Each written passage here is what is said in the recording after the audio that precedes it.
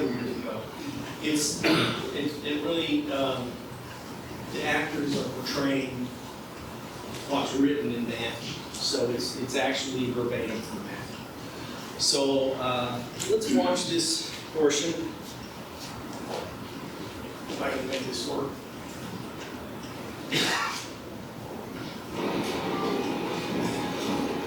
This is Jesus in Matthew chapter 7. A man with leprosy came and knelt before him and said, Lord, if you are willing, you can make me clean.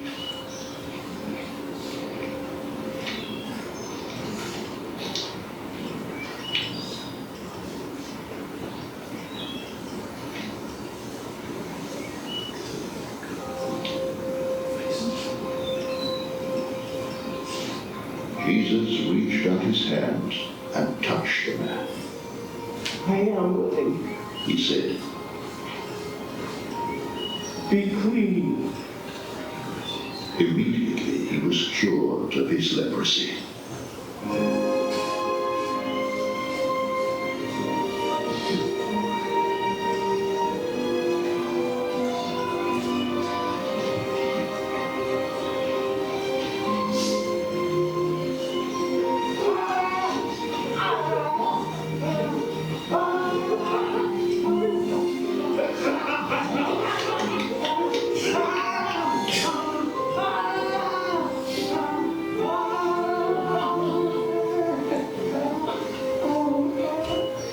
Then Jesus said to him, See that you don't tell anyone, but go show yourself to the priest and offer the gift Moses commanded as a testimony to you.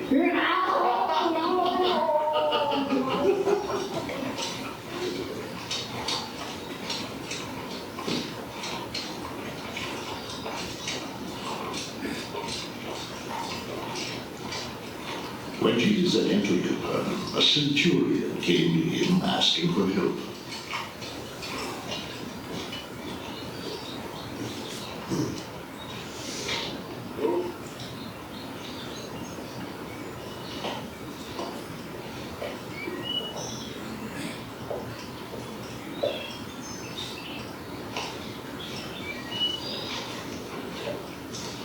Lord, He said, my servant lies at home paralyzed and in terrible suffering. Jesus said to him, I will go and heal him. the centurion replied, Lord, I do not deserve you to come under my roof. But just say the word and my servant will be healed. For I myself am a man under authority, with soldiers under me.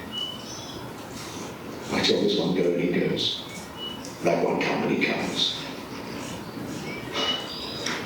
I tell my servant do this, he does it.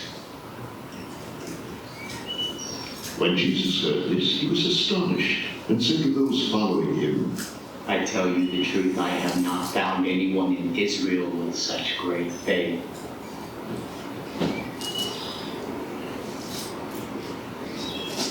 I say to you that many will come from the east and the west, and will take their places at the feast with Abraham, Isaac, and Jacob in the kingdom of heaven. But the subjects of the kingdom will be thrown outside into the darkness, where there will be weeping and gnashing of teeth. Then Jesus said to the centurion, Go. It will be done just as you believed it would.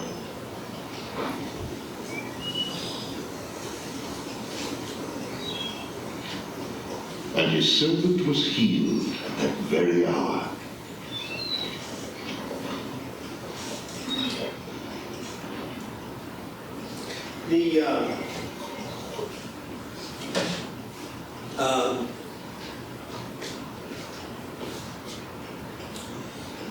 What strikes you about that? There's a parallel passage in Luke chapter 7, where the only difference between the two accounts is in one of the accounts, the Luke 7 account, the centurion actually doesn't actually come out to see Jesus. He sends the Jewish leaders in the synagogue and bring to see Jesus, and they tell Jesus that, you know, this man is a great guy and you should take care of him. And that's the only difference. But that's kind of, you can kind of ignore that because it was quite commonplace for in the ancient world. If someone came in to see you and an individual had a message for you, they would repeat that verbatim. So they live in a pre-literate society. They don't have books and stuff like that. And so they memorize things. They memorize a lot of things that we would find very, very simple. So in Luke chapter 7, it's a little bit more illustrative of how things were done in that day. And so what the centurion has done in Luke 7 is it's really the same story. And it's just as if he had been there talking. So what do you see in that? Yes. This is simplistic, but look who's coming. What I noticed in that short depiction was Jesus smiling. Yeah. All the artwork over the years that shows Jesus, he's never smiling. And I just think about all the things that he has done. He had to have been a joyous person. Yeah. I thought that was nice. Good. The humbleness of the centurion who would come to Jesus and stoop down to talk to him instead of being arrogant. Man, I'm a centurion, stand up. Sure. You know, So what does that tell you about? not all Romans were bad, No. you know, even the guards, I mean, even the military. So what to understand at least part of this, you have to understand what centurions are. Okay, they don't have a rank structure. The Romans did not have a rank structure like ours. Okay, in ours we have enlisted individuals, we have officers, we have a variety of different ranks and that sort of thing. Polybius, who's the Roman historian, records that, what does he say about centurions? He says,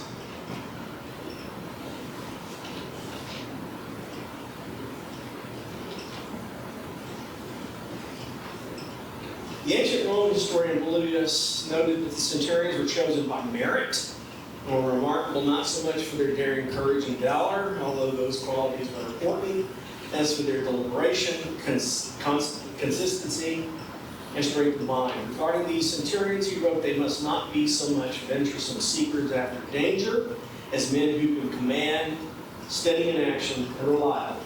They ought not to be over anxious to push into a fight, but when hard pressed, they must be ready to hold their ground and die at their post. That's what the Romans expected of their military, and it's expected of their centurions. Were they centurions because they had 100 men? Centurion is a term for the commander of 100. Roman centuries, which is that unit, right? Not 100 men. They're under strength all the time, so they're like 70, 80%. So, but yes, that's where that term comes from.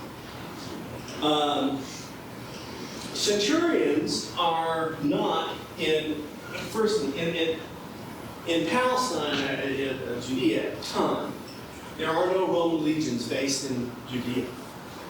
The legions are in Syria, which is to the north. There's 3 of them. Okay. Centurions are legionaries. They're soldiers that are enrolled in a legion. Okay. What in the world is he doing in Galilee? He's a legionary centurion. It's not where he's based. Why is he in Galilee?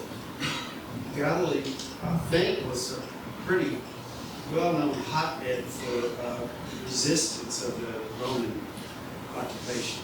Yes, it was. In fact, Galilee was the focal point for has the rebellion of Judas Maccabeus against the Seleucids, and that kind of that atmosphere is still going on in Galilee. Yeah. Yes. Well, whereas he noticed the humbleness, I noticed the suspicious faces of those that were with Jesus. Like you said, why is the centurion here? Yeah. Yeah. Why is he coming to us? They when you see this, you pick up on that pretty. There's a little bit of hostility there. Okay. You're not sure if one of them is going to throw a punch at this guy or not.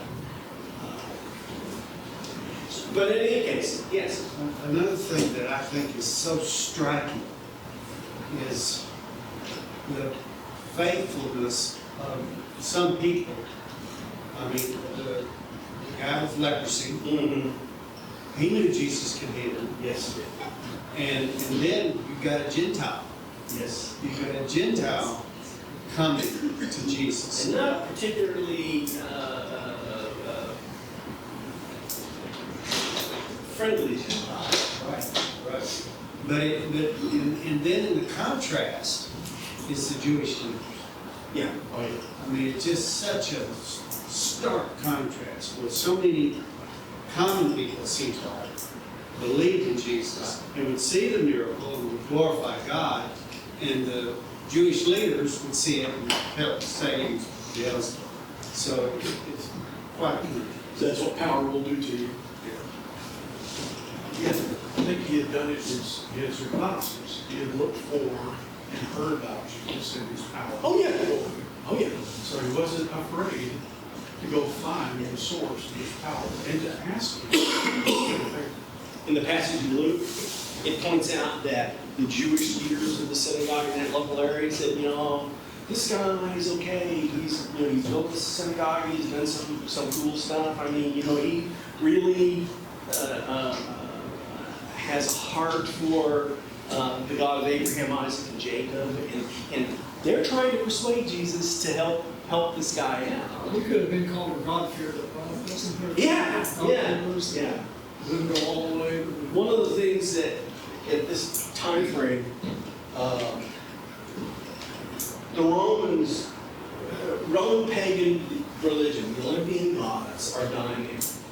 No one believes that Zeus is sitting on the throne at the top of Mount Olympus. And the reason why they know that is because Romans are very superstitious and cynical people, and they have gone to the top of Mount Olympus, and there is no Zeus there. There's no Apollo there. I mean, not Apollo. There's no Hera there. There's none of the pantheon, the Greek and Roman pantheon. They're not there. Okay, and so paganism at this point in time is in crisis. Roman historians record that the populace is deserting the temples. They're not showing up at the temples and showing up at their sacrifices. So paganism is dying. One of the things that is happening is that Romans, like this particular centurion and others, Greeks as well, are attracted to Judaism, and they are, like Paul said, they're oftentimes referred to in the Bible as God-fearers. Okay, and that's how the Jews saw them, the Jewish leadership saw them. So he is not completely unusual. I mean, he's not normal for a Roman, but he's not out of the lane. Okay, so, yeah. I'm going to put a little bit of clarity on the way I see a centurion. Technically he's a commander of 100 soldiers. Whether he has 100 or not, that's his title, and that would be his accompaniment, what he's supposed to have. Correct. Today, that would be equivalent to like a company commander, which is, those are captains in the army. Pretty much. So he is in essence, if you would call it that, a captain in the Roman army, equated to today. So, but the other thing that's distinctive about him is that he's a commander. Yes, he is. Because there are probably other Romans. And what did he say? He said, I tell this one come, and he comes, and I tell this one go, and he goes. And so in today's army, if you are given the responsibility to be a commander at the rank of captain, or any rank for that matter, battalion, brigade, division, if you're given that distinction as a commander, that's a really high honor. And a lot of people aspire to be company commanders, but never get to be company commanders. They become captains, and they have staff jobs and things like that. And so there's probably other Romans with a similar rank that are not given the responsibility of commanding troops. In fact, that is absolutely correct. The centurions, as the Roman Empire expands, and they get this cadre of very experienced, very hard soldiers that they make centurions. There's an entire hierarchy of jobs that you can have, in the Roman army as you become a centurion.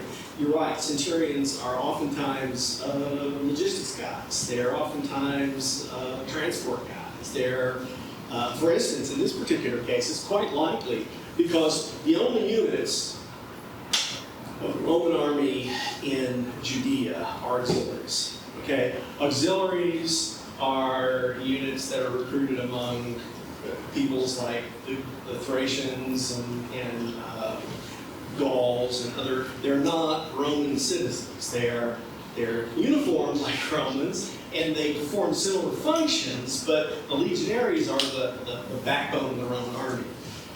He has probably been detailed from his legion in Syria to come down and either inspect a unit or provide training for a unit of auxiliaries.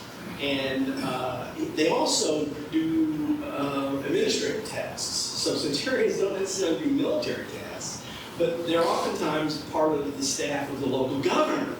So they bring them in and they are given authority over, whatever. So yes, he's not necessarily a commander, but this particular guy is a commander because he tells us he is.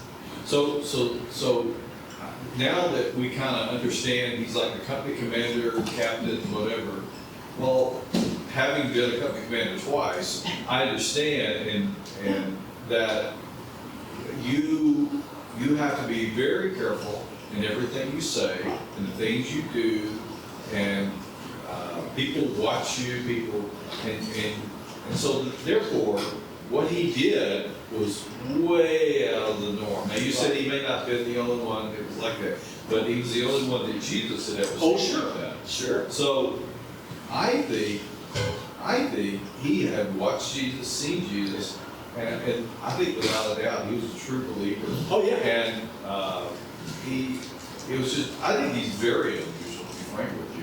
Yeah. He may not be unusual in the sense that some of them saw Jesus and believed in Jesus, but they didn't have the faith this guy had. This guy's faith was amazing. Oh, absolutely. And I'm sorry, I didn't mean. The point I was trying to make really is that I think in some sense he was taking a risk for his own, being a Roman soldier. Right. He was somewhat taking a risk for the things that he was doing right there. He shouldn't interact much with the locals. Right. Okay? His job is to do whatever. And he shouldn't be interacting like that with the locals, certainly not in an official capacity. Because they would consider that compromise. Yes, correct. He would be compromised in his ability to command. To kill them. I mean, Yes. if he gets too close Or to you them. arrest him. Yeah, if he gets too close to them, he can't arrest them, he can't kill them. I mean, that's his job. So, yeah, he is, and I think he shows up in that, to be honest with you, just because he is so unique. He's so, Jesus himself said that, people will come from all over the world and they will praise God for this man. Jesus could have said, quit showing off. I can call legions. Oh, of course. Of course. Yeah. In fact, Jesus does say that. At one point, doesn't he?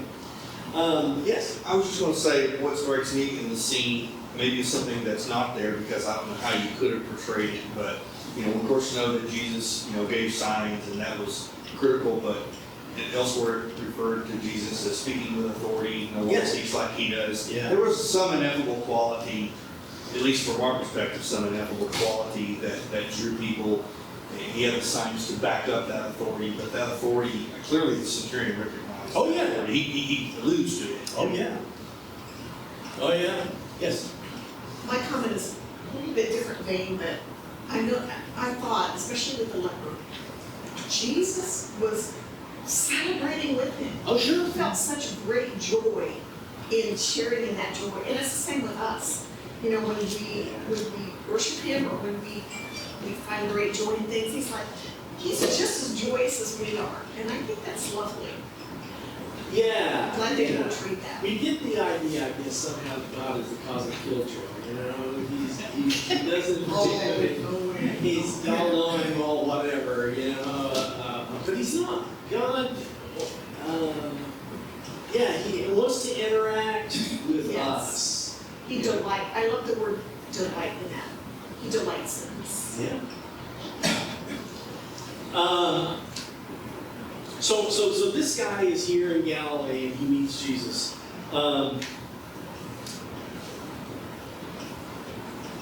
And again, in reality, he probably doesn't meet Jesus face to face, although he might have at some point, but not certainly in this particular account. He sends word through the Jewish leaders of this particular area that this guy is worthy for you to take care of. And Jesus does. He takes care of him. And also, what's odd about the fact that this is a guy who has specific duties and responsibilities. He's not a slouch. He's really been, and like I said, the Roman army, when they do the centurions, their lowest centurions, lowest grade centurions are given that responsibility because, like Olivia says, they are steadfast. They will defend their turf. They'll defend their ground. They're not wild-eyed, crazy guys ready to get into a fight with some of the people. They're very careful, and by the way, that's very important. So yes, let me see. I'm lost at this point. One of the things to remember is about this particular time in history is that anybody here had penicillin? Anybody here had penicillin? I'm allergic to it, I can't have it, but a lot of people. Penicillin is something that we kind of grew up with. Penicillin takes care of all kinds of bacteriological infections. They don't have penicillin yet. And they fight with spears that have big long points on them and they stab you. And they fight with swords where they chop each other up with big knives, essentially. What do you think the survival rate is of a Roman soldier that goes into combat? Not good.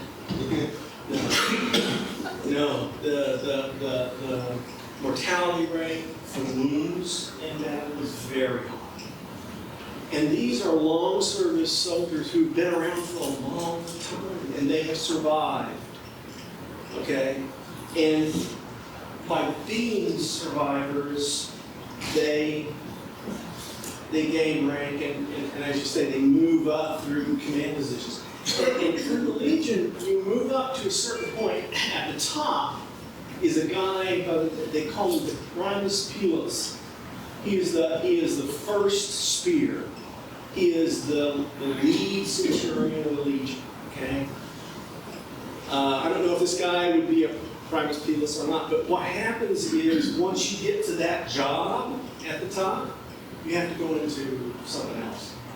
You become an advisor to a Roman governor somewhere. You take care of what the Romans call a fabricate, which is a workshop that makes swords or whatever. That's your job. You collect taxes. that's a job. So what happens? You only stay in the Legion so long. At a certain point, you top out in the legion, and they send you off to do something else. And so, yes, How do they get general officers? they don't. Don't have one. Romans have generals, okay? And generals can be like Caesar. Caesar was a politician. Caesar was not a soldier. And Caesar was a general over multiple legions when he conquered Gaul. So generals have nothing to do with military talent. The people who actually run the legion are the centurions. Hell, and by the way, in every legion, there's 3 or 4, 2 or 3 individuals called tribunes. Tribunes are not soldiers either. They are, my dad knows your dad. He's a senator, your dad's a senator. I want to be somebody, I'm going to be a tribune of the legion. Okay, and the centurions know about combat, these guys don't. And they're not entrusted, by the way. They're not entrusted with command. Command comes through the centurions, not through the tribunes, not through the legate. The legate is the top guy in the legion. He's a politician. He's not a soldier. Well, he wears armor and all of this stuff, but he's not by trade. He's way back on the hill on his horse. Yeah. Yeah. I'm a little shocked that this is an empire that fell. I'm sorry. I said I'm a little shocked that this is an empire that fell. Yeah, yeah. It took a long time to fall, though. It took almost 1,000 years.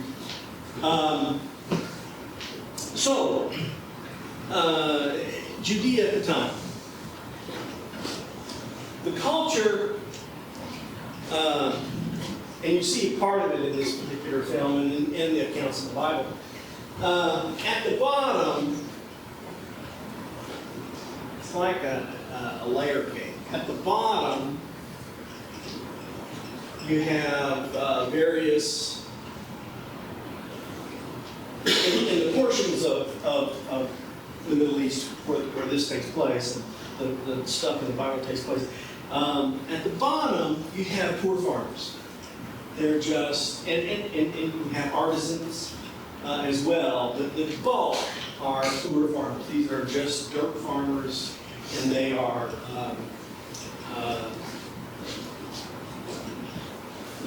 that's it. That's what they do. They scrape out a living from the land.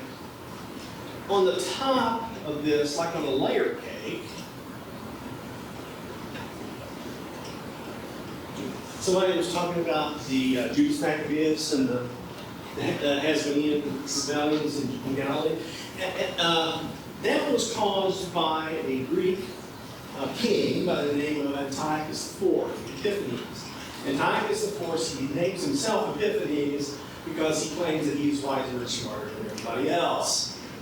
So Antiochus IV has to face this rebellion of the Jews. Antiochus IV comes down from a relationship to Alexander. Alexander the Great, ever heard of that guy? He conquers the world. In fact, on the last party that he had in Babylon before he fought something and died, he was depressed because there was no more worlds left to conquer. Yeah. Alexander, when he died, they asked him, they said, well, who's going to take over for you? Once you're dead, somebody has to take over. And Alexander said, and I quote, to the strongest. He left his empire to the strongest. And what happened was all of his generals started squabbling and fighting among each other as to who's the strongest. But in the interim, the Greeks bring in philosophers, they bring in science of the sort, they bring in literacy, they bring in engineering. They see themselves as smarter and better than everyone else around them, and they encourage the locals to adopt Greek ideas. And they do. They do. There's one of the followers of Jesus is named Philip. Philip is Alexander the Great's dad. And Philip of Macedon was a very popular, Philip was a popular name among Hellenistic Jews. A lot of Jews are culturally Greek. Okay, I mean, they'll eat bacon, they'll go to the gymnasium where everybody exercises in the noon. They're very Greek in their outlook. One of Jesus' followers, one of his apostles, is a man named Philip. He's named Philip because he's a Hellenistic Jew. Remember in the beginning of Acts when the widows of the Greek-speaking were being passed over, the locals were not taking care of them. And of course the apostles set up a committee to go ahead and fix that problem. But they exist because Hellenistic ideas, Greeks, become important, and a lot of people are culturally Greek. They know a whole lot more about Aristophanes than they do about Deuteronomy. They do.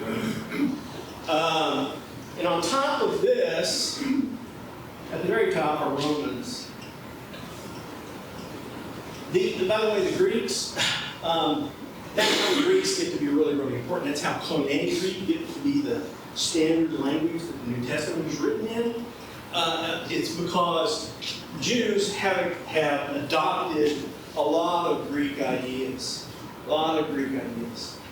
So there are there's a certain number of Jews, but there's a lot fewer Greek Jews, Hellenistic Jews in Judea at this time.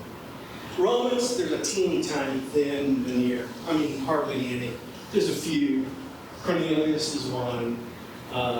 There's 7 Roman centurions mentioned in the Bible. I think 4 of them or 5 of them are in the Gospels. These are teeny tiny numbers. I mean, they're surrounded by everyone else. If you take a slice of this cake, many people in Palestine, in Judea at this time, are going to have pieces of all of this. It's all just mixed up. The language of the empire for taxation, for instance, is Latin. Almost nobody knows Latin, except the Roman officials brought in to rule the Jews in this part of the world. So you'll have a slice of the cake that'll have like a little bit of Roman in here, a bunch more Greek, and a whole lot of, goat farmer Jews. And Jesus, by the way, appeals to all of them. So, knowing this, sorry about this. Yeah, some individuals exist simultaneously in multiple cultural settings. Philip and Nathaniel are one example. Philip is from the more cosmopolitan town of Bethsaida in Galilee, and he brought Nathaniel to Jesus. Philip, his name is Greek. Jesus calls Nathaniel an Israelite, which is almost certainly an anachronism. And in return, Nathaniel refers to Jesus as rabbi. Nathaniel was a much more conservative Jewish cultural person from the town of Cana in Galilee. Cana is the place where Jesus turned water into wine. It's a very traditional kind of thing. So you see that in the first century.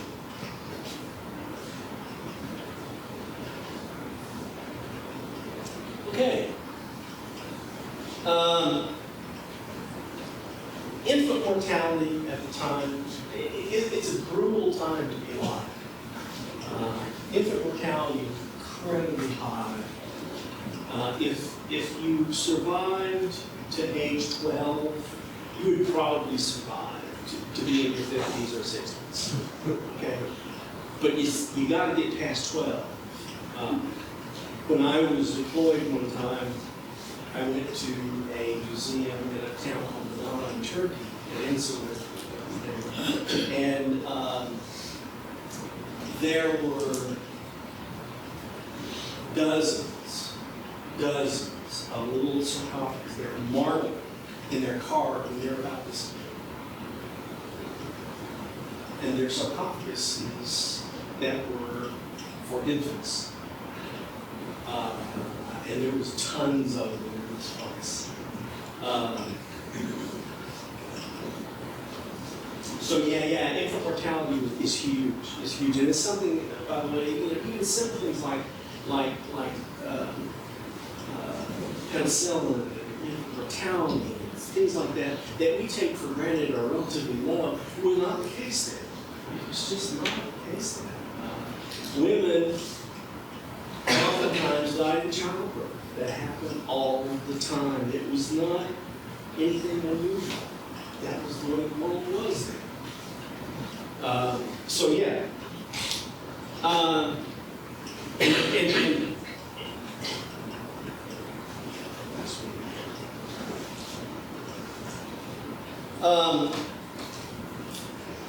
So what did? So was there anything else about this story about the centurion? I've got this that may be related. Yes. The centurion that was more or less in charge of Jesus' crucifixion. Yeah. He had been a legionnaire. That seemed like a long and dirty life. It is. It is. But execution details are that's just part of the job, you know. It's not a job. He could have been a legionnaire. He could have been. Quite possibly, the centurion at Jesus' cross is an interesting individual. One of the things that he does is, by the way, the Romans, these are people who go to coliseums to watch other people kill each other for fun. That's entertainment for them. It's almost impossible for us to understand why that would happen, but it's like entertainment for them. These are hard people. And at the cross, you see a piece of that, in that you've got this centurion who's in charge of this detail, and all he wants to do is get it over with so he can go home, right? And by the crucifixion was intentionally long, drawn out, excruciating, painful, and they did that on purpose. Okay, so if you're going to be a part of the crucifixion, you got to bring your lunch because you're going to be there all day. So the Romans, so these are brutal, hard people. That Roman centurion, he was all business, didn't care, put nails in his hands and feet. It was no big deal. That was just normal. And yet, at the end,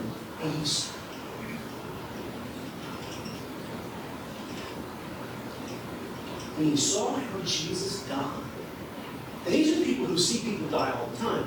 When he saw how Jesus died, he said, in the open, to everybody who can hear, surely this man was the Son of God. Now, why did he say that? Because in the Roman world, the gods walk among people. Okay, and that's why they warn people, don't be careful how you treat others, because you might happen to come across a god sometime, and this is a bad thing. Okay, so yeah. One thing, he saw Jesus shorten his ordeal by giving up his life. Yes. And for another, he probably heard about the veil in the temple splitting from top to bottom. Yeah, maybe. I don't know. That kind of happens simultaneously, right? But he's impressed by Jesus. He is impressed by Jesus. And he doesn't become a Christian or a believing Jew. In his own way, he said, this man was the Son of God. Romans are very superstitious people. They tell a story to their children about a Roman admiral in the wars against Carthage, which happened a couple hundred years earlier.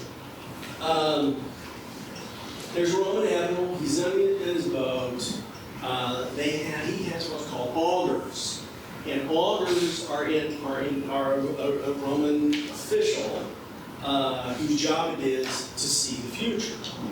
And so what the augurs do is they open up an animal and they examine the animal's entrails to look for signs and portents.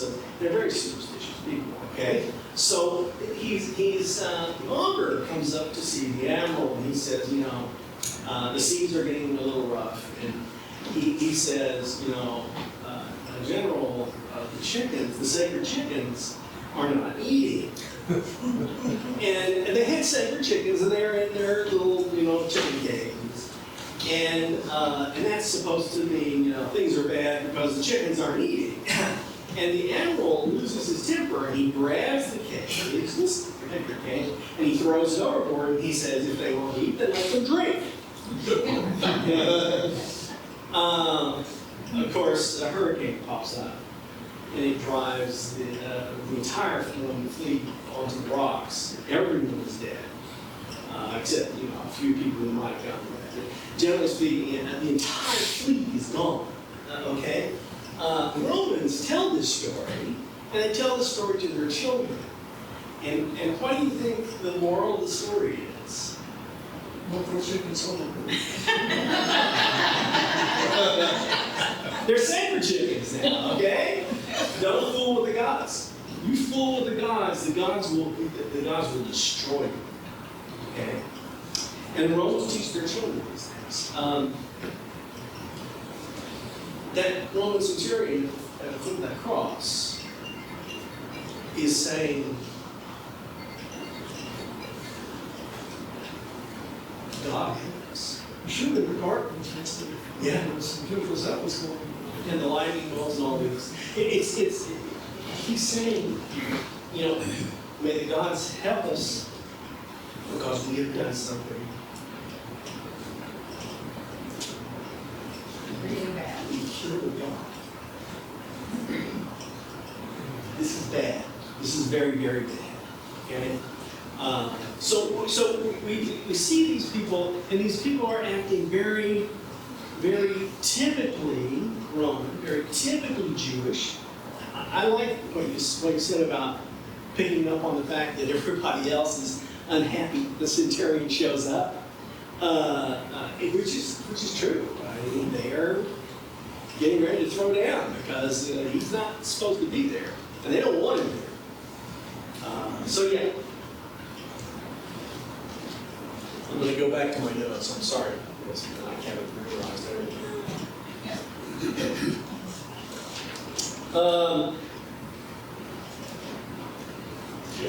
Yeah. One thing that I have always liked, when I read the Bible, and I see the disciples, yes, and the Jews and the Pharisees and all of the Jews, the big lower part of the cultural hierarchy right there, they felt more pride in themselves that they wouldn't even talk to other people. That was a mark of pride. Right? Yeah, and the Romans we're so much better than the Romans. How are they conquering us? They completely let go of invention. Invention caused the Greeks to, and all the different kingdoms, it came with an invention that took over the weaker of the groups. Well, the Jews became weaker because they became so prideful in their own religion that they quit thinking about growth or the scientific method or being able to improve themselves. Right. And the thing that always sticks out to me, even in this story, is they didn't want to talk to that Roman because we're so much better than that Roman. Yeah. And we still have that thought. We still have that thought today. I know there's many churches who think they're the only church that's going to heaven, you know, so, and in that clip, Jesus says, look, there's going to be people from the east and from the west that are going to be dining with God.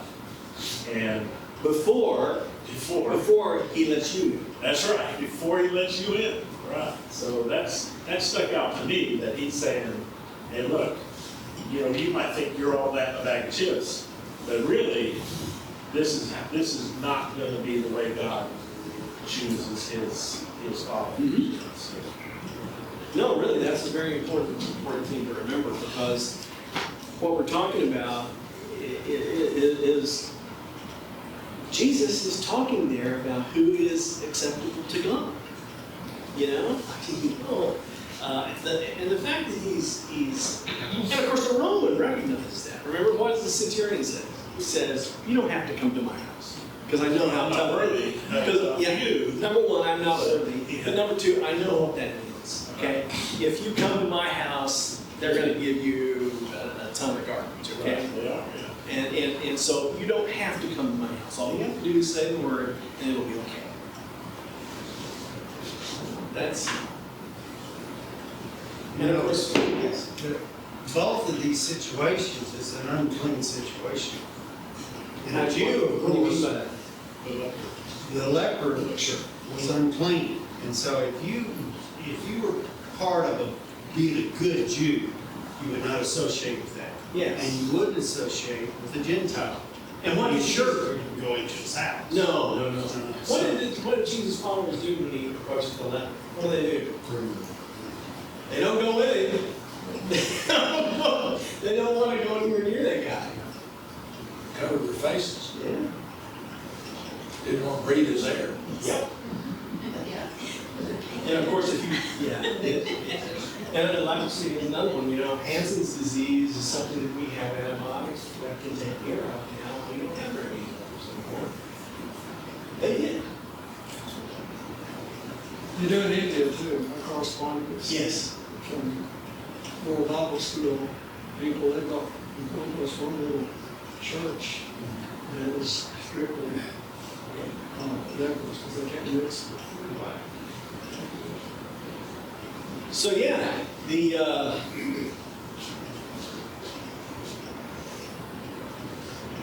Michael Grant is a historian. He talked about centurions. He said these formidable men combine the functions and prestige of a modern company commander and sergeant major or top sergeant. These men receive pay commensurate with that prestige.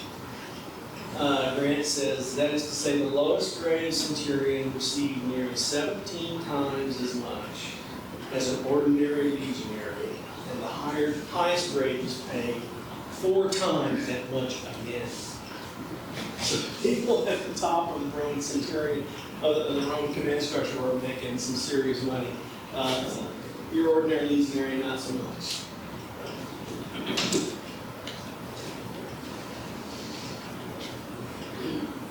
We're supposed to stop when? 11:30? When you run out of gas. Here. Oh, there's another passage in Matthew chapter 5. Jesus is doing this Sermon on the Mount, and he tells there's a comment that Jesus makes about if a man forces you to go for a mile, go for 2 miles, right? You remember that? Well, that's a tradition that has been laid down by the Persian Empire, and again, this is a melting pot of all these different cultures, and so the Roman army could have you carry his baggage for a mile if he wanted to. That's kind of the way that worked. So there's also 2 Roman soldiers. They're legionaries, probably, or auxiliaries. I don't know. It really doesn't say which. Who are listening to Jesus talk. And Jesus says to them, the Roman soldiers say, well, you know, what do you want us to do? Okay? Which is, by the way, amazing, because Yeah, you've got soldiers who are going listening to a preacher, you know. But they asked, they said, well, what do you want us to do? And Jesus said, be content with your pay. Don't extort a bunch of money out of people because you've got a sword and they don't. He said, be content with your pay. So we see the Roman military is not universally despised in the Gospels. In many cases, they are, and in many cases they deserve to be, but not in every case. And so we see Christianity existing side by side with the Roman military in a kind of a symbiotic relationship. I am out.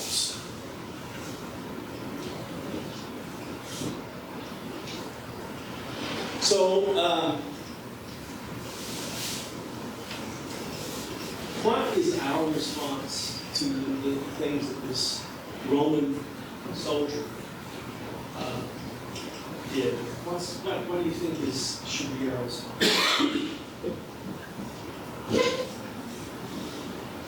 What did Jesus have to say here? Have a faith like his. Yeah. Have a faith just like that centurion. Really believe.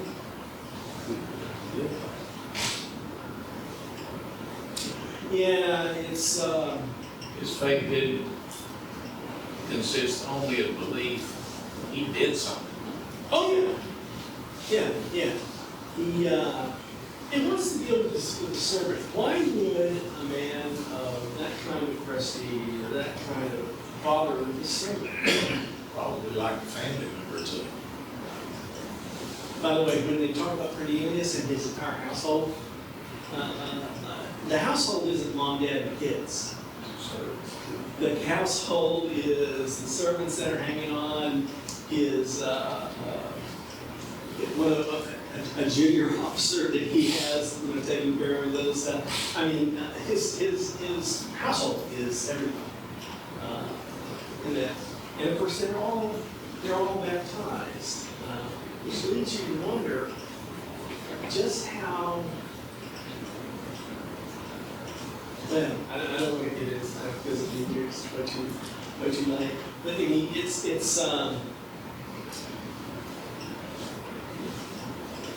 is there baptism down? Say what? Is there? They're baptized. The household of Cornelius, the centurion, and Acts are all baptized. Why would we think otherwise? Why would it even be in there if it's not that? How can they believe? How can they believe what? In Jesus. Well, they heard. They heard, but they haven't done anything about it. Again, Cornelius instructs them. He instructs his household like a good, Roman household leader. He instructs them to be baptized, and they are. With the Holy Spirit. Oh, yes. Oh, is that the answer you want? No, not necessarily, but it is true. It is true. And I'm sure Cornelius must have said something about why. Cornelius wasn't baptized either until Peter shows up. Well, I know, but you asked him, why was it? I mean, it's an interesting question because what we constantly say about salvation is you have to believe. Well, you can't believe if you don't know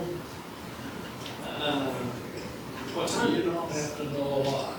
No, you Well, don't you think, Cornelius, what a great example of the Gentile people. Oh, yes. So, Cornelius was a believer, at least a God-fearer. Yeah. And don't you think he taught the rest of his Yeah. household probably about who God was, the Jewish God, one God?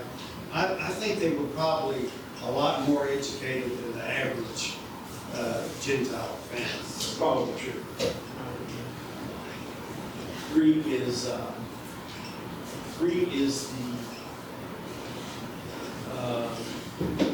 standard language practiced in most Roman households. They speak Greek. Latin, of course, is the language of law, it's the language of banking, it's the language of all the official functions of the empire. But Greek is what's spoken at home. It's what people pay attention to. I'm just going to go ahead and hang it up. You run out of gas. I should have planned more. Well, that was great. Al will be back next week, and we'll be going into some other stuff. I think, Are you gonna have support? I could. Pardon? I could. I'll. Well, I'm gonna do stuff.